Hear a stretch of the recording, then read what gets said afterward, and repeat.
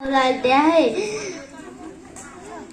मी आता दुसरी अ वर्गात शिकतो. आज अण्णाभाऊ साठे यांची जयंती आहे. त्यानिमित्त मी 2 शब्द बोलणार आहे.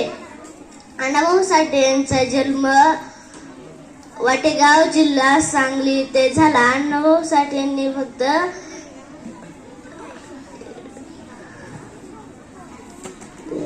1.5 दिवस शाळा शिकली. 1.5 दिवस शाळा शिकलेल्या अण्णाभाऊंनी अजरामर साहित्य लिखाण केले. अण्णाभाऊ साठेंनी फकीरा कादंबरी डॉक्टर बाबासाहेब आंबेडकर यांच्या झुंजार लेखणीला अर्पण केली.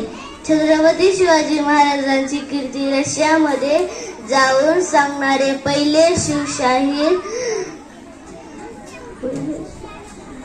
अण्णाभाऊ साठे यांना माझे कोटी कोटी प्रणाम.